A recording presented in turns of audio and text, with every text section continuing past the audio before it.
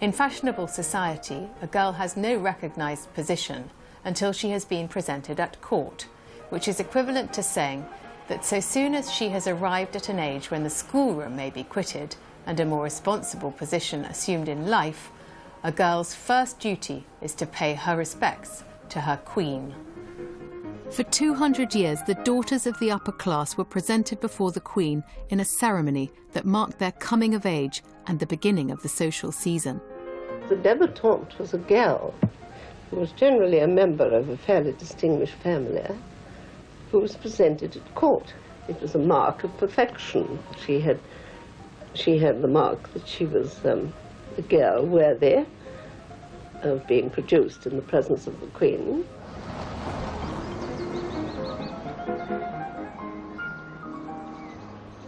I wanted to know more about this courtly ritual of ladyhood, so I travelled to Yorkshire to meet writer Fiona McCarthy, one of the last debutantes to be presented before the Queen in 1958.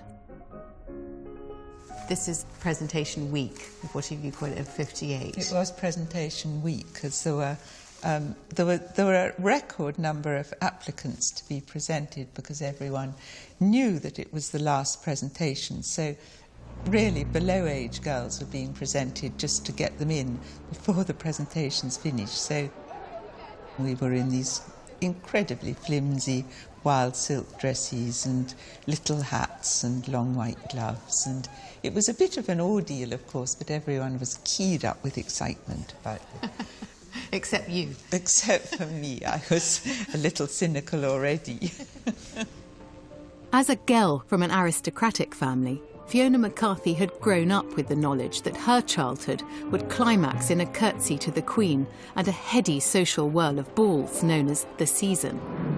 I think in those days, in the late 1950s, girls of 17 or 18 weren't really expected to have opinions. There was never any question that I wasn't going to do the season. It was somehow built into my upbringing. I had shown signs of rebellion in that I'd actually got myself a place at Oxford, and this was not an advantage when I was doing the season, because I was thought of as rather a little bit peculiar, frightfully brainy, and frightfully brainy was actually a pretty rude term in those circles. Looking back on it, it was a very interesting period to be growing up in, because these restrictions and these formalities were going to go. They were just on the edge. What had begun as a ceremony designed to reinforce the bond between the monarchy and the aristocratic elite came to seem anachronistic in a less deferential era. Even within the palace, and even before the 60s started swinging in earnest, there was a feeling that the Debs had run their course. The Duke of Edinburgh, who was an impatient young man in those days, said, "I really can't face another 400 Debs curtsying to me." So I think he was an influence in the thing going, and there was also a feeling that maybe a few people were just being filtered in who shouldn't have been Princess there. Margaret, every tart in London. Margaret, yes, Princess Margaret was complaining every tart in London was getting in. So there were lots of feelings getting coming together to bring about the end of this peculiar ritual which had gone on for 200 years.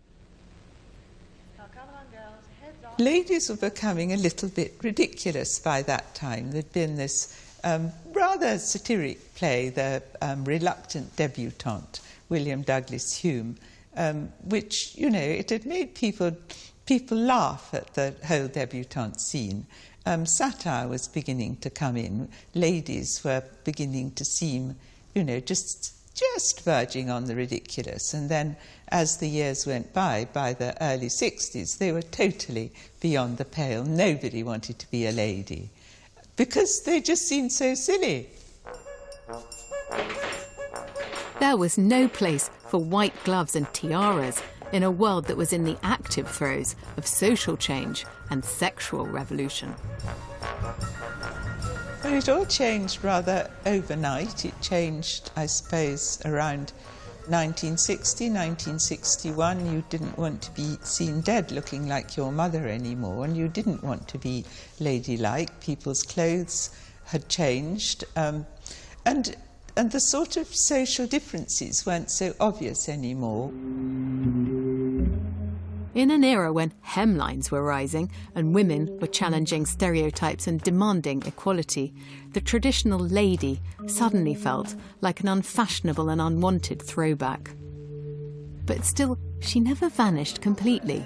Subsequent efforts to update the lady met with mixed results. In the 80s, wannabe debutantes were presented not in Buckingham Palace, but in a trendy London nightclub. The beautiful people, the rich, the famous and the influential, arrive at wedges. I think actually what I might do at this stage, if it is possible, is to get each of the Debs, if they would, to hold their plate up when I called up their name and eat a mouthful of their delicious caviar, right? Would you mind that? Right. What a lovely eater. And now, after the vulgar excesses of the greed is good 80s, the debutante is making a proper comeback. Lady, for so many years I thought I'd never find you. You have come into my life and made me whole. In recent years, the Debs Ball has been resurrected along the old traditional lines for a global market, with showpiece events in London, Paris, Shanghai and Dubai. Let me hear you whisper softly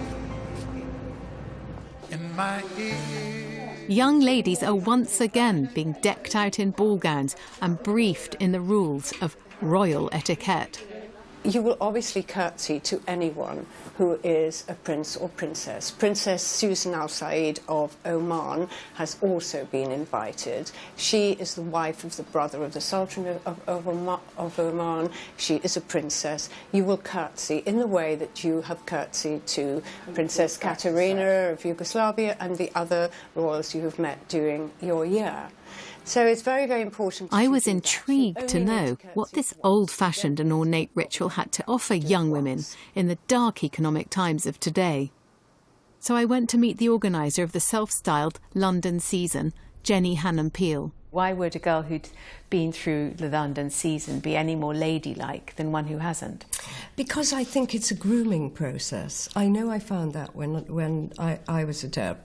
Because the average 17-year-old is really quite scruffy and is really very much involved in herself. She hasn't been trained to look outside herself, to be aware of other people in a social situation. It's totally different with their friends. They can be exactly what they want to be, totally non-communicative with parents, friends. But after a year of being a Deb, you know how to interact with people of all age groups because you're forced into those kind of situations, and you suddenly look outside yourself and realise that you need to make other people feel comfortable, not be wrapped up in your own little world. So in a way it's a growing up process. That so-called grooming process involves a year of etiquette classes, social events and charity fundraising for the 40 girls selected. By the end of it all, they become ambassadors of a unique brand, the English lady. I think I would consider ourselves as ladies. We all hold ourselves in the correct manner, we act correctly. There's nothing to suggest that I think we're not. We're trying to. Yeah, we try. I think it's kind of work in progress, and hopefully doing the season and doing the etiquette lessons for when you're abroad and everything, they help you kind of reach that goal in the end. So do you find that there's growing appetite internationally for the English lady product? I think whenever we go abroad, everyone wants to see total Englishness. So that's exactly what we give them, because by the end of the year, that's exactly what they are. Why do you think that makes them particularly English, the fact that well, they have I think manners? we have a code of behaviour which everyone abroad considers to be the height of good manners. And lots of other countries don't have that. But I think it might be courteous if you are being specifically introduced to a sheikh from one of the Emirates or his wife, that you do actually cover your shoulders. Patricia and I, although these emerging kind of wealthy economies and the emergence of the super rich class, what they want above all for their own daughters is for them to be young English ladies. Of course. So they are giving something. Both sides are giving something. It's really interesting. What do you think they are giving? What do you think we're giving them? I think they have everything financially, but they don't have that indefinable quality of which they term, not my term, they term as class. And we have it in spades, and that is what is attractive to them. And we can export it now via we can export it. Young English ladies. And at the same time, we can raise millions for children in need. What can possibly be wrong with that? It's a win-win. There was something a bit disconcerting about this idea of a glorified trade fair of perfect English ladies. So I was almost relieved to discover there had been the occasional lapse in etiquette. Have you had any huge bloopers, though, with any of the girls? Yes. We had a total nightmare in Macedonia. We were accompanied by Princess Katerina, and we went to her former shooting lodge, which is now a winery. And we were given the most magnificent lunch there. But of course, because it's a winery, they also wanted everyone to taste all their glorious wines. And so each girl was presented with, well, first of all, there were going to be 7-course lunch. And there were 9 glasses in front of them. The one thing we'd forgotten to say to them is, you do not drink the whole glass when there are 9 glasses you're going to taste. Of course, they were just knocking it back. I was glaring at them, and of course, they were just completely knocking back every single glass. So that at the end of the lunch, they were slumped over their plates. We had to drag them into the coach, praying their parents wouldn't see it. So yes, there are some things we forget about.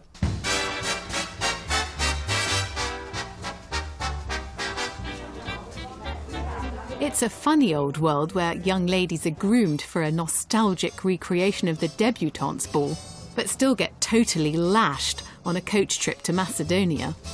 So it's not surprising that a book's been published to help the modern lady tiptoe her way through it. This important tome comes, of course, from that blue-blooded authority on establishment protocol, Debutants.